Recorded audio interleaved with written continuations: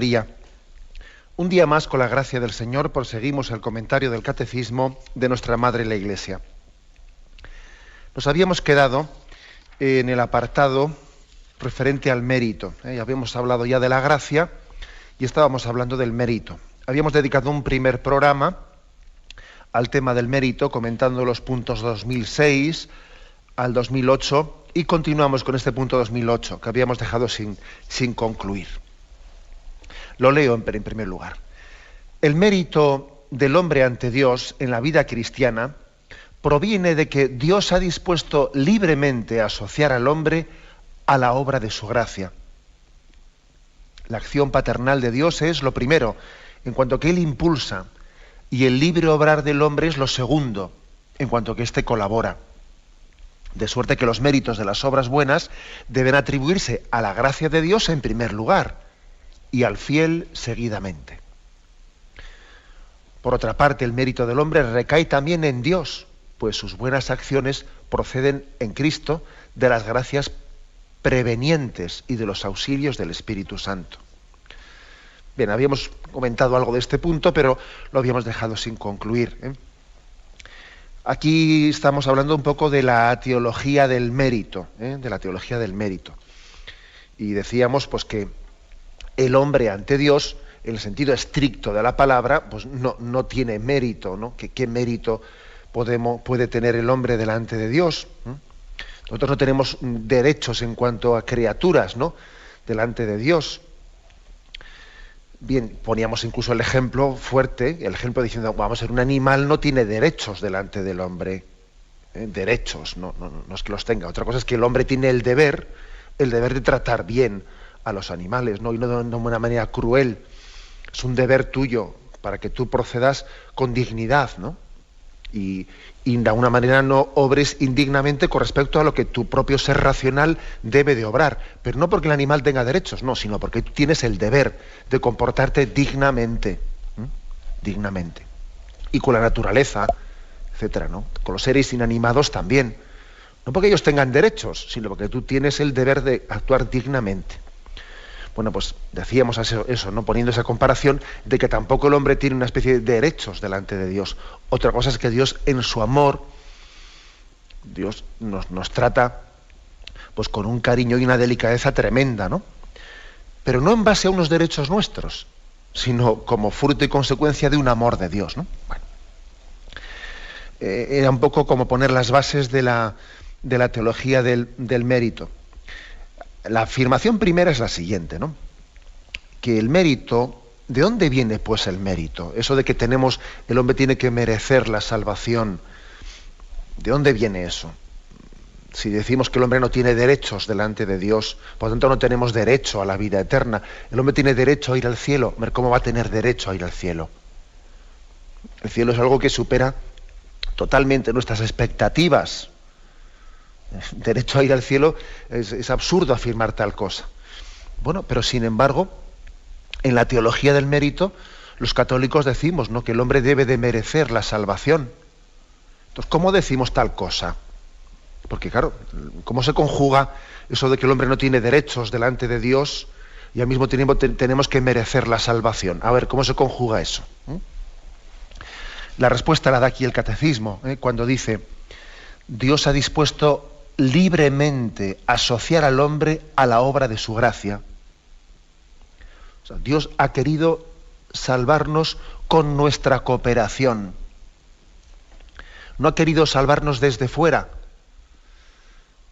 No ha querido salvarnos desde fuera, como quien da una moneda a alguien, pero sin hacerle partícipe de eso que está recibiendo.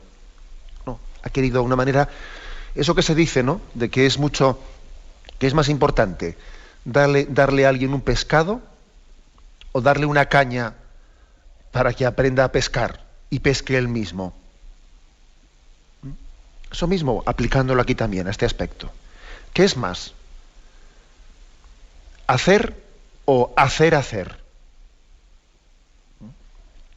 Evidentemente es mucho más hacer. O sea, no únicamente darle a alguien una moneda, sino darle la capacidad de que él también la gane. darle la capacidad de que él también, pues por ejemplo, aprenda un oficio, y con ese oficio que yo le enseño, él tenga la capacidad de ganarse la vida. Bueno, este ejemplo puede servir para hacernos entender de que Dios también ha querido asociar al hombre en la tarea de la salvación. Y así, dice, Dios ha dispuesto libremente a asociar al hombre a la obra de su gracia. Y así se puede decir, Dios ha salvado al hombre, y también se puede decir, el hombre se salva con su esfuerzo y tiene un esfuerzo meritorio para salvarse. Las dos cosas son verdad.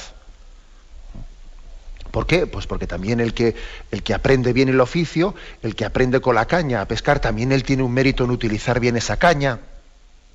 Pero sin embargo, lo real y lo primero que hay que decir es que Dios, en vez de limitarse a darte el pescado, te ha dado también esa capacidad de tú ser copartícipe de esa tarea de la salvación. Esto me parece que es una afirmación hermosísima, ¿no? A mí hay una cosa que me recuerda muchísimo nuestra infancia. Yo creo que en alguna ocasión ya os lo he comentado. Pero qué hermoso era cuando íbamos a misa con nuestros padres, y nuestros padres, pues al lado suyo, nos iban explicando las partes de la misa, etcétera, ¿no?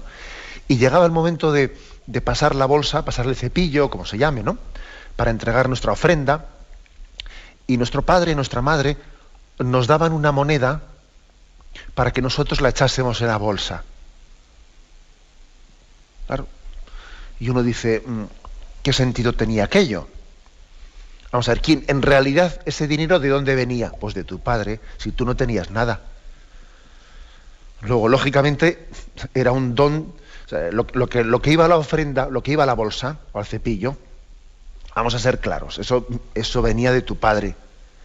Pero tu padre o tu madre, con mucha sabiduría y con una pedagogía muy similar a la que utiliza Dios con nosotros, no echaba la moneda directamente en el cepillo, ¿sabes?, sino que primero nos la daba a nosotros.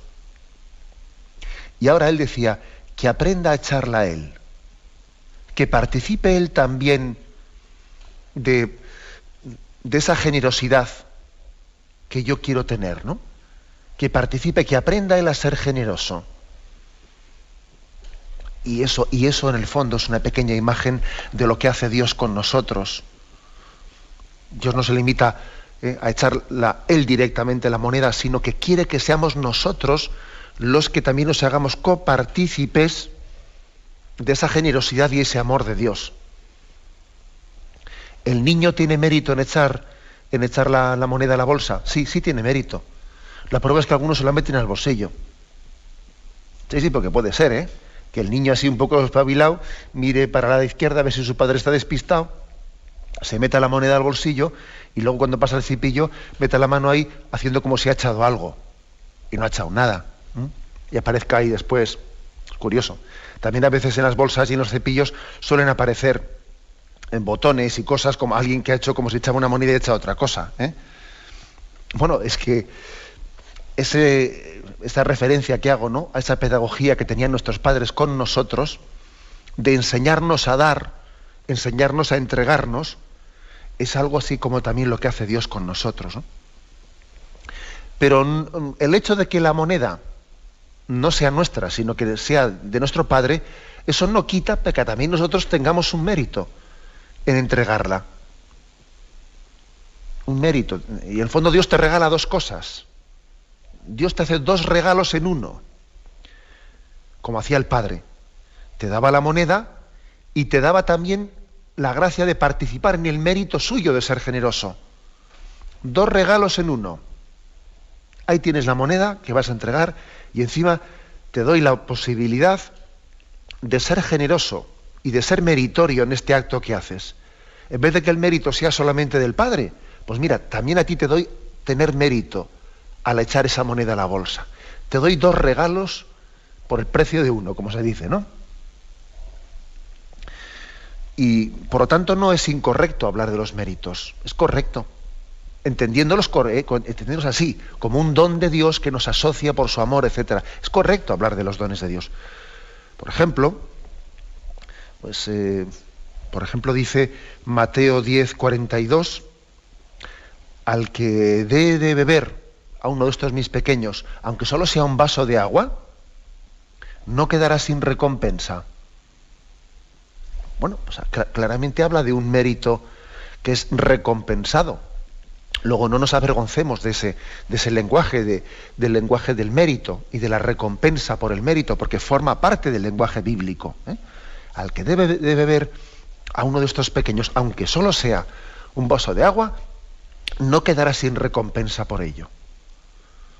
No tenemos que avergonzarnos, pues, ¿no?, de esa terminología, que es una terminología bíblica. Ahora bien, lo que ocurre es que, para no sacarla de quicio, porque el mundo protestante, Lutero se rebeló mucho contra esto de los méritos. Le pareció que esto era una herejía católica. ¿Qué es eso de tener méritos delante de Dios? Y la salvación es gratuita. Y Lutero, pues, se rebeló, ¿no? Le pareció que los católicos estábamos haciendo un comercio de la salvación, un comercio de tantos méritos a cambio de no sé qué, y que estábamos como trapicheando con las cosas de la salvación, que son dones gratuitos, ¿no? Claro, y a Lutero hay que decirle, no, vamos a ver, los católicos estamos llamados a entender el mérito, entenderlo como un segundo regalo de Dios. Yo no es que me sienta con derechos delante de Dios, es que Dios, por su bondad, ha querido darme no solo la salvación, sino también la capacidad de ser yo coautor, de alguna manera, ¿no?, de esa salvación. Ha querido asociarme a su salvación. Por eso hay textos bíblicos como este que he dicho, Mateo 10:42, y bastantes más. Por ejemplo, Mateo 19, versículo 28, dice, mejor dicho, 29, y todo aquel que haya dejado casas, hermanos, hermanas, padre, hijos, hacienda por mi nombre, recibirá el 100 por 1 y heredará la vida eterna. Bueno, pues aquí está hablando, vamos a ser digamos, lógicos, ¿no? Está hablando del mérito de los que han dejado casas, hermanos, hermanas, padre, madre, hijos, hacienda por mi nombre. Habla del mérito que tienen y que recibirán el 100 por 1 y que heredarán la vida eterna.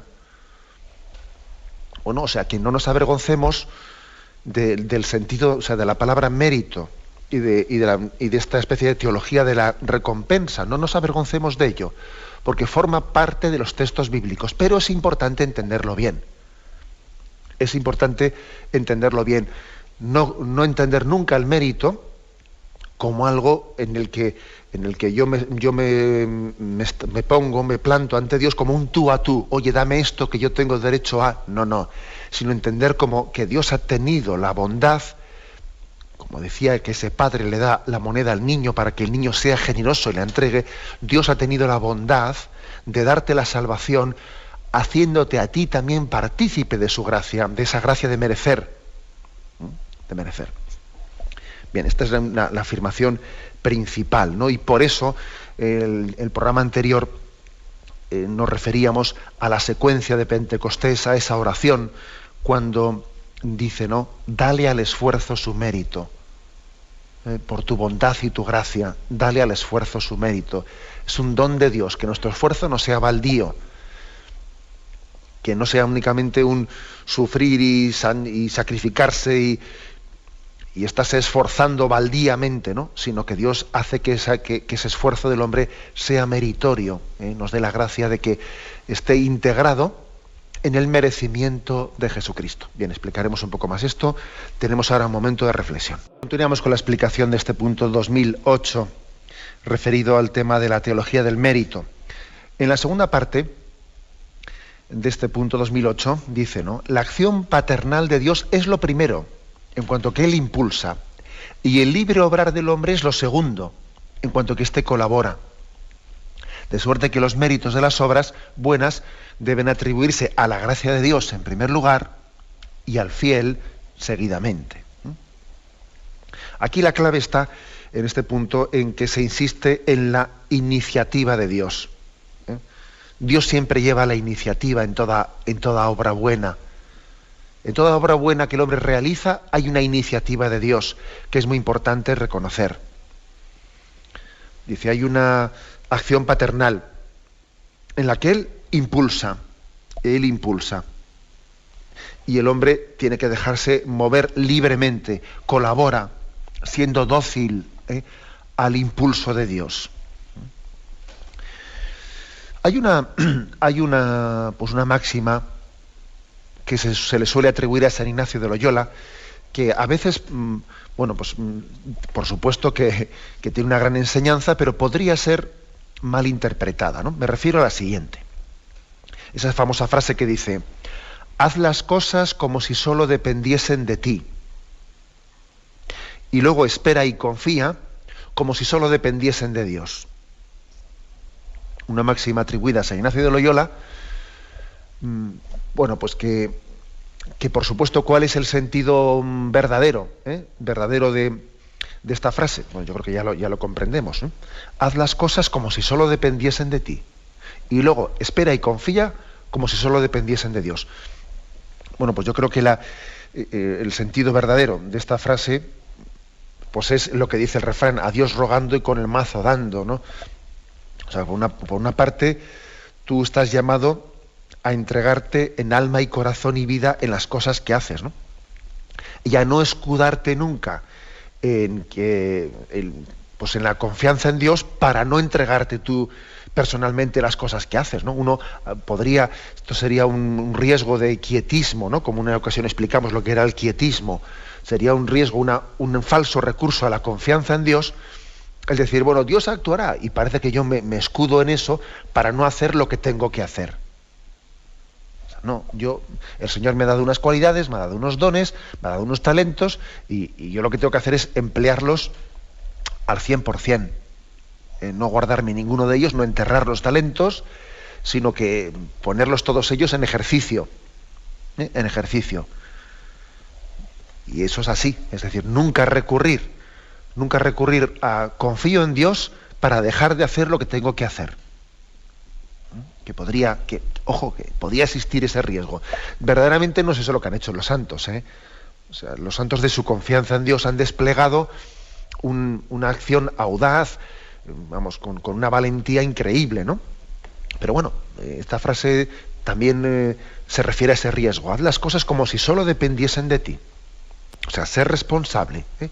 Coge el toro por los cuernos y entrégate plenamente con todas tus capacidades a ese quehacer que ha puesto Dios delante de ti. Y luego, una vez que lo has hecho, no te agobies, ¿eh? Ya has hecho lo que tenías que hacer. Ahora ya no sigas agobiándote. Ahora ya no estés... podía haber hecho mejor, no. Ya has hecho lo que estaba en tu mano. Ahora ya no está la pelota en tu tejado, como se dice, ¿no? Ahora ya ponlo en manos de Dios y confía en que Él lo bendecirá. Yo creo que este es el sentido correcto de esta expresión, ¿eh? Una vez que has hecho lo que tenías que hacer, despójate de tu obra, ya no sigas pretendiendo poseerla, ya no estés ya angustiado viendo si tengo fruto, si no tengo fruto. No, he hecho lo que tenía que hacer, Dios lo bendecirá si tiene que bendecirlo, y si no, yo estoy en paz, ¿eh? O sea, me desprendo de esa obra, no pretendo yo ser el que contabilice los frutos de lo que he hecho. No, Señor, lo dejo en manos de Dios. Y luego espera y confía como si solo dependiese de Dios. Yo creo que este es el verdadero sentido de esta frase. Ahora bien, como decía, podría tener también una mala interpretación esta frase, que lógicamente no es la que debemos darle, ¿no? ¿Y cuál es la mala interpretación? Esto de haz las cosas como si solo dependiesen de ti y luego espera y confía como si solo dependiesen de Dios. Bueno, como que la acción de Dios, la gracia de Dios, no actúa al principio. Al principio es cosa tuya, ¿eh? O sea, que como que a la hora de afrontar la vida moral del hombre, no estés invocando a Dios antes de tiempo. O sea, primero te toca a ti. Te toca a ti. Y luego ya vendrá Dios a bendecir lo que has hecho. Haz las cosas como si solo dependiesen de ti. Y luego espera y confía como si solo dependiesen de Dios. Sería una mala interpretación de esta frase. Aquí primero haz las cosas como si estuvieses tú solo. Y luego, una vez que lo has hecho, Dios ya te bendecirá. No, eso no es correcto. El hombre no puede hacer las cosas como si estuviese él solo, nunca, porque es que es mentira que está solo. Si Dios no le asiste, si Dios no le mueve, el hombre no será capaz de obrar el bien.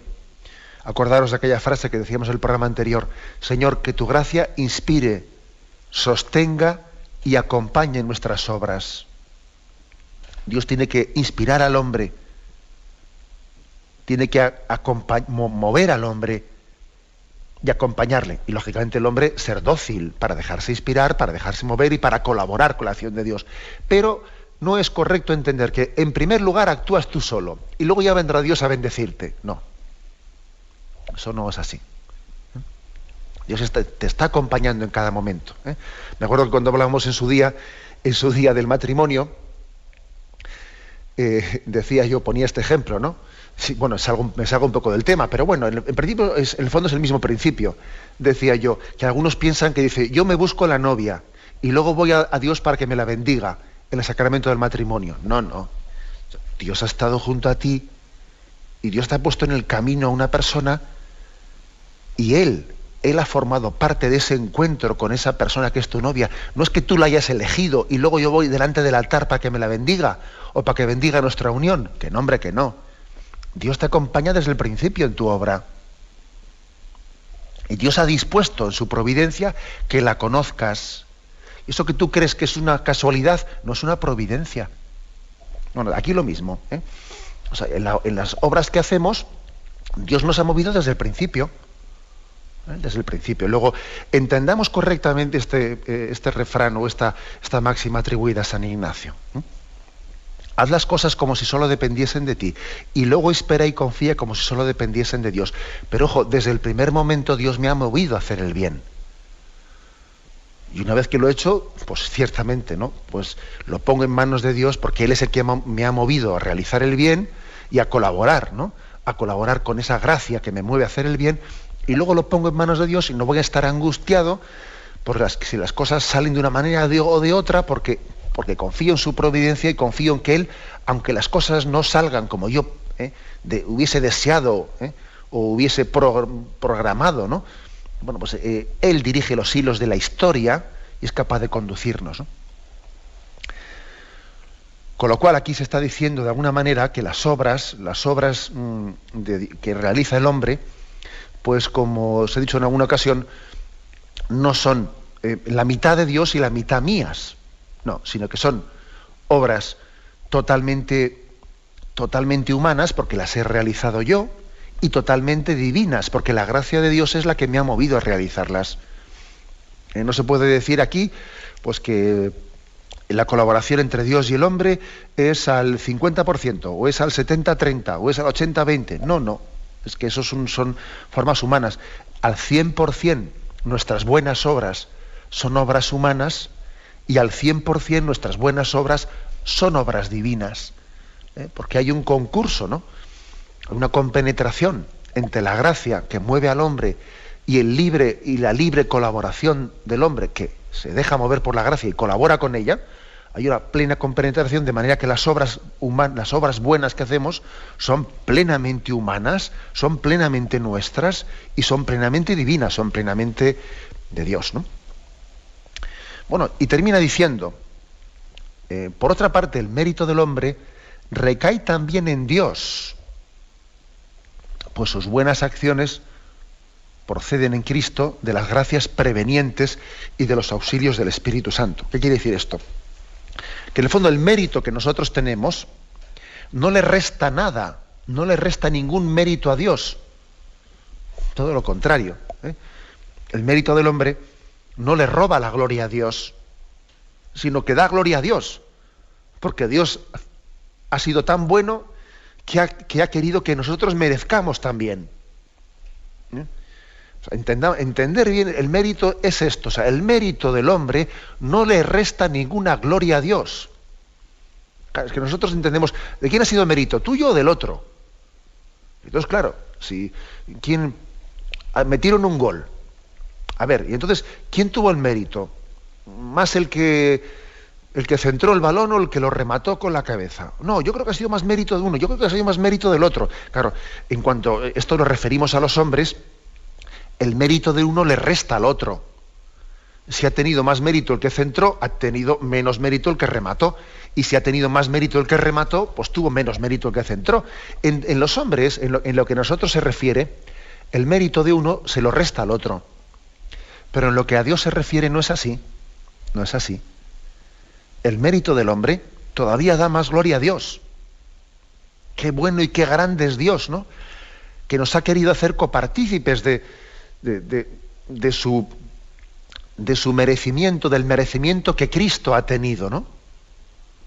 Cristo ha merecido la salvación y nosotros, como hermanos de Jesucristo, también podemos realizar, debemos realizar obras meritorias que no restan nada a Dios, sino que proclaman más todavía la bondad de Dios que nos integra en su obra.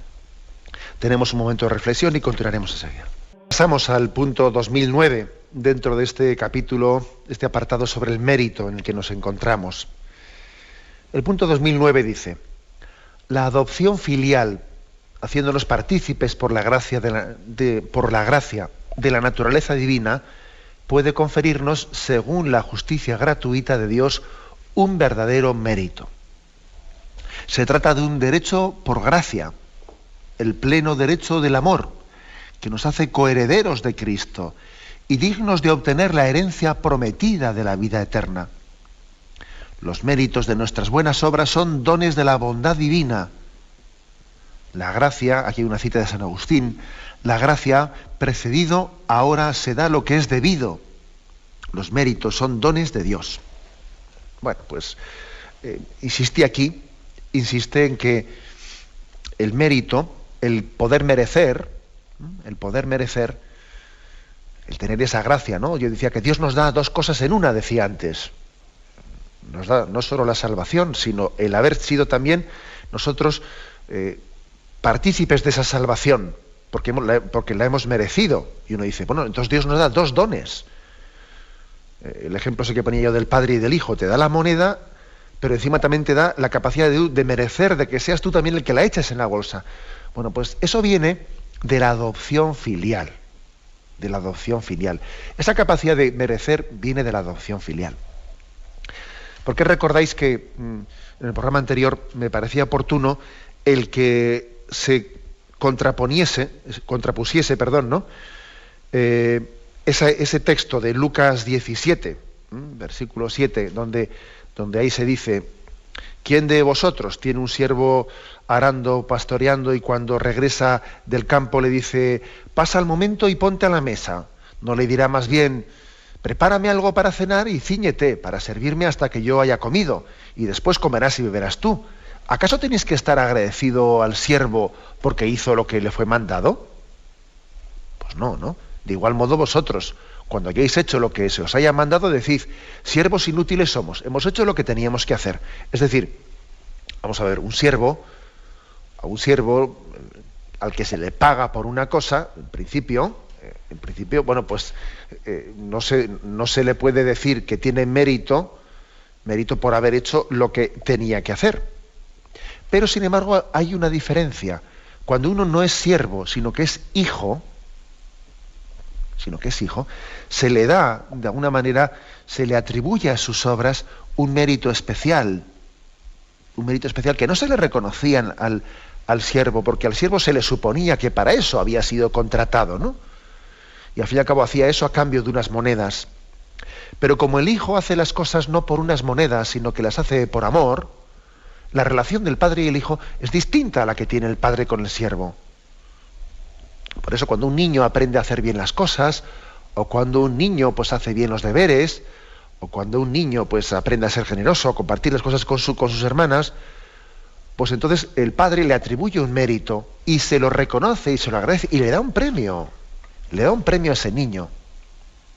Porque la relación que tiene es una relación gratuita de amor, no es la de amo-siervo, sino que es la de padre-hijo. Bueno, pues por lo tanto, eso de que siervos inútiles somos, hemos hecho lo que teníamos que hacer, también yo creo que podía ser entendido en este aspecto.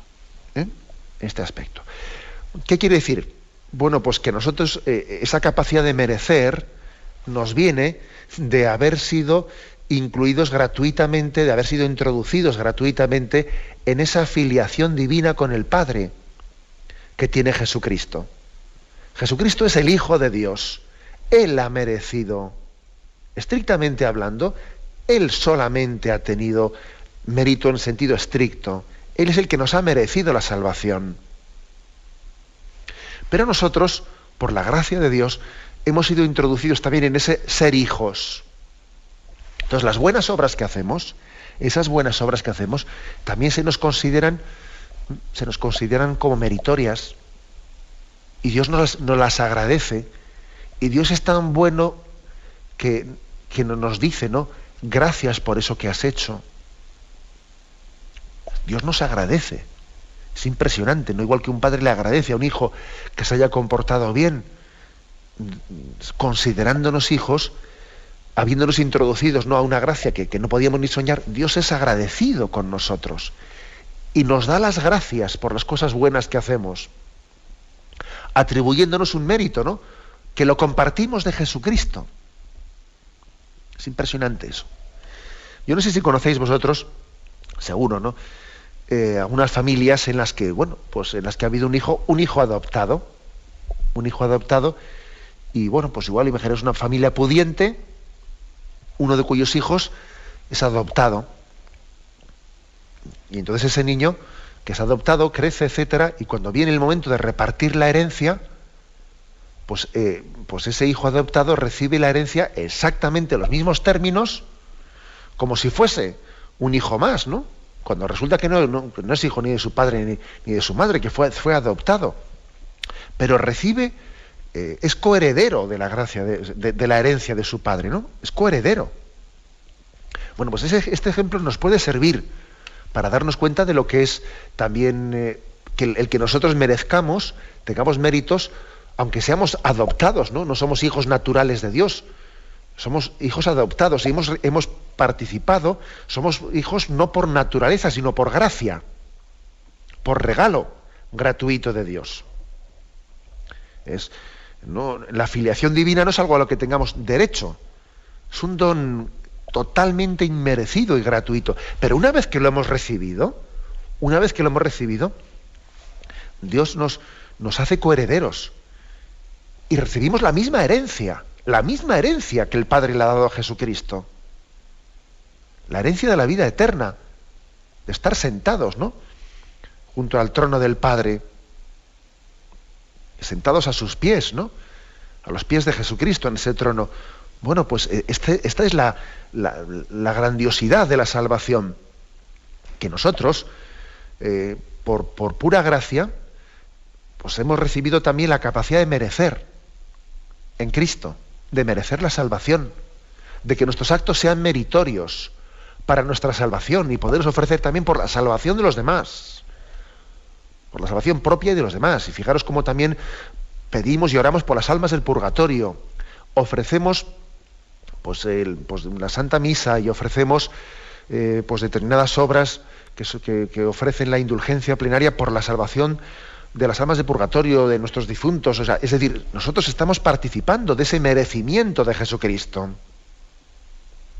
en las buenas obras que hacemos, etcétera, ¿no? O sea, es impresionante este designio de haber sido introducidos, ¿no?, introducidos en ese don de Dios.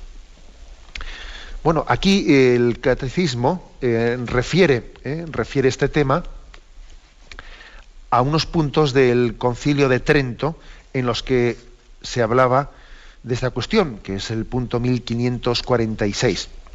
Como digo, el tema de la teología del mérito tuvo que confrontarse con la Reforma Protestante, porque, como os decía antes, pues la Reforma Protestante acusó al catolicismo de haber hablado del mérito de una forma que ocultaba que la salvación es un don gratuito de Dios.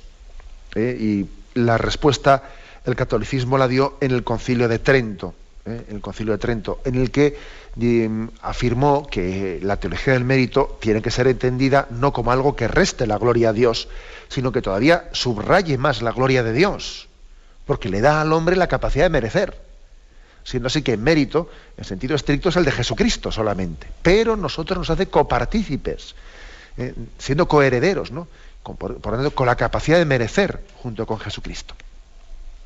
Bueno, pues como decía, en este punto 1546, ¿no?, al que me refiero, el Concilio de Trento dice: a los que obran bien hasta el fin y que esperan en Dios, ha de proponérseles la vida eterna, no sólo como gracia misericordiosamente prometida por medio de Jesucristo a los hijos de Dios, sino también como retribución, para que por la promesa de Dios, que por la promesa de Dios ha de darse fielmente a sus obras meritorias, buenas y meritorias. Esto es, en efecto, la corona de justificación que el apóstol debía tener reservada para sí después de su combate y su carrera, que había de ser dada por el justo juez, y no solo a él, sino a todos los que aman su advenimiento. Es decir, aquí dice el Concilio de Trento, vamos a ver, la salvación es una gracia de Dios al mismo tiempo que es una retribución a nuestras obras. Las dos cosas son ciertas. Es un regalo de la gracia misericordiosa de Dios y es una retribución a nuestras obras. Y las dos cosas son verdad. Y lo segundo no le resta gratuidad a lo primero. No le resta gratuidad. Aquí el Concilio de Trento, en este canon, ha hecho referencia a ese texto de la segunda Timoteo, capítulo 4, versículos 7 y siguientes, donde habla de que todos corren para ganar una corona, pues en los atletas, ¿no? Vosotros corred para ganar una corona que no se marchita, corred, ¿no?, para ganar la corona de la salvación, la corona del cielo. Bueno, vamos a ser claros, la Sagrada Escritura está aquí utilizando una imagen en la que habla de buscar tener un merecimiento para poder recibir la corona. O sea, el corredor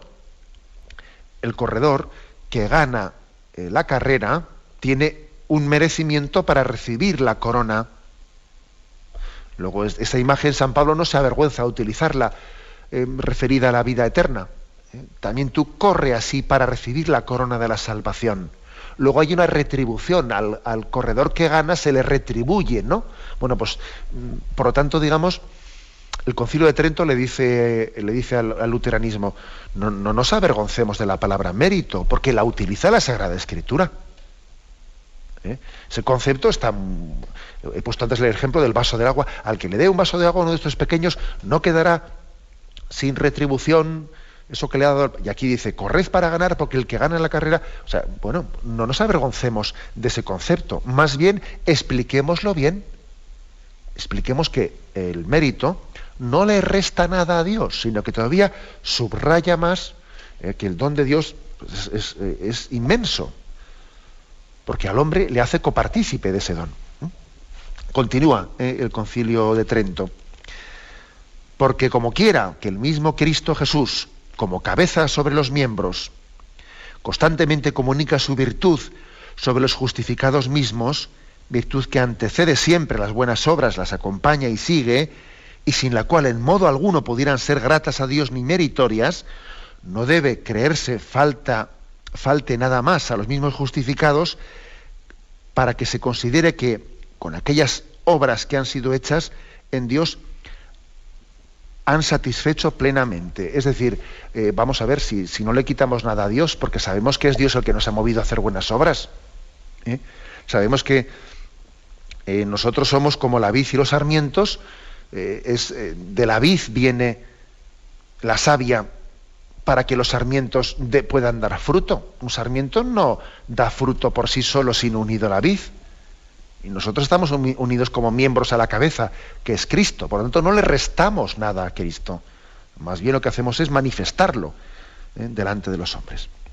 Y termina este punto este canon del Concilio de Trento diciendo: así, ni se establece que nuestra propia justicia nos es propia, como si procediera de nosotros, ni se ignora o repudia la justicia de Dios, ya que aquella justicia que se dice nuestra, porque de tenerla en nosotros nos justificamos, es también de Dios, porque nos es por Dios infundida por merecimiento de Cristo. Es decir, ya sabemos que esta santificación, esta justificación del hombre no es propia nuestra, sino que es recibida. Es recibida. Por lo tanto, nuestro mérito no le resta nada a Dios, porque sabemos que el don que tenemos lo hemos recibido. Claro, también en este ejemplo que he puesto antes del niño que echa la moneda del padre, sería absurdo que el niño echase esa moneda a la bolsa y se olvidase de ser agradecido al padre que es el que se la ha dado. Más todavía, que se ufanase, que se le subiese a la cabeza eso que le ha hecho, y pretendiendo decir delante de los demás, mira qué generoso he sido yo y no como el tacaño de mi padre. Diciendo, será cara dura, pero si lo que él ha hecho es su padre el que le ha concedido hacerlo. Ojo, eso también podría ocurrir. Podría ocurrir que el hombre realice unas determinadas obras y que no glorifiquen a Dios, porque pretende él robarle, atribuirse la gloria, y le está robando la gloria a Dios, ¿no? Por lo tanto, en las obras buenas que hacemos, tenemos siempre que glorificar a Dios. Incluso diciendo expresiones como estas: Dios me ha concedido la gracia de hacer esta obra buena. Hablando en estos términos, que es bueno que utilicemos estos términos. No vaya a ser que el niño que ha echado esa moneda en la bolsa se le acabe subiendo a la cabeza y se olvide de que era su padre, ¿no?, el que le ha dado la moneda y el que le ha educado para echarla. Qué bueno no sería que introdujésemos en nuestro lenguaje, en nuestra sensibilidad, ¿no?, en nuestra forma de percibir las cosas, pues estos términos, ¿no? Dios me ha concedido la gracia, ¿no?, de realizar esta obra. Bien, lo dejamos aquí. Me despido con la bendición de Dios Todopoderoso, Padre, Hijo y Espíritu Santo, descienda sobre vosotros. Alabado sea Jesucristo.